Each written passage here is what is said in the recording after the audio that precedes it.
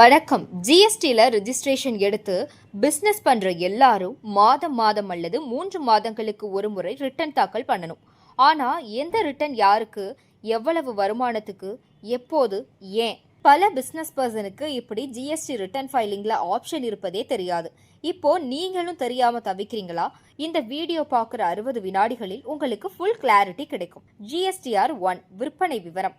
GSTR 1 என்பது உங்கள் வணிகத்தின் மாதாந்திர அல்லது காலாண்டு விற்பனை விவரம் தாக்கல் செய்யும் ரிட்டர்ன் ஆகும். ரெகுலர் டைப் ஜிஎஸ்டி பதிவு சான்று செய்துள்ள வணிகர்கள் இதை தாக்கல் செய்ய வேண்டும். இந்த ரிட்டர்ன் டைப் தாக்கல் செய்ய விற்பனை வரம்பு கிடையாது. ஐடிசி வேண்டும் என்று விரும்புபவர்களுக்கு இது சரியானதாக இருக்கும். ரிட்டர்ன் தாக்கல் காலம் மாதந்தோறும் அடுத்த மாதம் 11ஆம் தேதி மற்றும் சில சிறு வணிகம் செய்யும் வணிகர்கள் QRMP ஸ்கீம் செலக்ட் செய்திருந்தால் அவர்கள் இந்த ஜிஎஸ்டிஆர் 1 ரிட்டனை காலாண்டுக்கு ஒரு முறை தாக்கல் செய்தால் போதும். இது விற்பனை தகவல், பில்லிங் விவரம் மற்றும் உங்களிடம் வாங்குபவர்களுக்கு ஐடிசி பெற உதவும் ஆதாரம். இரண்டாவது, GSTR 3B return. GSTR 3B என்பது உங்கள் மாதாந்திர வரி தொகையை சுருக்கமாக தெரிவித்து வரி தொகையை செலுத்த பயன்படும் ரிட்டர்ன். எல்லா ஜிஎஸ்டி 1 ரிட்டர்ன் தாக்கல் செய்த வணிகருக்கும் இது கட்டாயம். ஜிஎஸ்டிஆர் 1 விற்பனை மட்டுமே தாக்கல் செய்வீர்கள். அதற்கான வரியை உங்களுக்கு வந்துள்ள உள்ளீடு வரியுடன் அட்ஜஸ்ட் செய்து வரி கட்டுவது இந்த ரிட்டர்னில்தான். தாக்கல் காலம் மாதந்தோறும் அடுத்த மாதம் 20ஆம் தேதி. QRMPயில் இருந்தால் காலாண்டு 22 அல்லது 24ஆம் தேதி. மூன்றாவது, CMP 8 and GSTR 4 composition scheme எளிய திட்டம். CMP 8 என்பது இது காலாண்டு அடிப்படையில் தாக்கல் செய்யப்படும். சின்ன வணிகர்கள், உணவகம், ரீட்டைல் கடைகள் போன்றவர்களுக்கு ஏற்றது. வருமான வரம்பு ரூபாய் 1.5 கோடி வரை.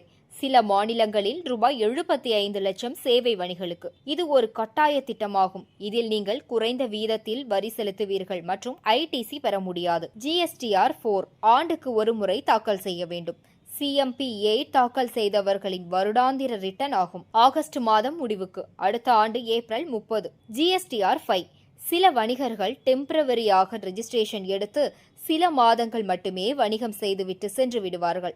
அவர்கள் ஜிஎஸ்டியில் கேஷுவல் ரெஜிஸ்ட்ரேஷன் எடுத்து வணிகம் செய்வார்கள். அவர்கள் சமர்ப்பிக்க வேண்டிய ரிட்டர்ன். GSTR 6 குழும நிறுவனங்கள் ஐடிசி பகிர்வு. ஒரு நிறுவனம் எல்லா மாநிலங்களிலும் ஜிஎஸ்டி ரெஜிஸ்ட்ரேஷன் எடுத்து வணிகம் செய்வார்கள். அவர்கள் கிடைக்கும் ஐடிசியை அவர்களிடம் இருக்கும் ரெஜிஸ்ட்ரேஷனில் ஒன்றில் இருக்கும் ஐடிசியை மற்றொன்று ரெஜிஸ்ட்ரேஷனுக்கு அவர்களின் தேவைக்கு ஏற்ப மாற்றம் செய்து கொள்ள பயன்படும் return. GSTR 7 government iron and Steeles பெரிய நிறுவனங்கள் அவர்களுடன் வணிகம் செய்யும் வணிகர்களின் கணக்கில் பிடித்தம் செய்யும் TDSஐ இந்த ரிட்டனில் தாக்கல் செய்வார்கள். இது பொதுவாக அரசு நிறுவனங்களுக்கும் iron and Steeles scrap business செய்பவர்களுக்கு மட்டுமே தேவைப்படும். GSTR 8 e-commerce platform. அதாவது இந்த ரிட்டர்ன் இ-காமர்ஸ் பிளாட்ஃபார்ம் வைத்திருக்கும் நிறுவனங்கள் சமர்ப்பிக்கும் ரிட்டர்ன்.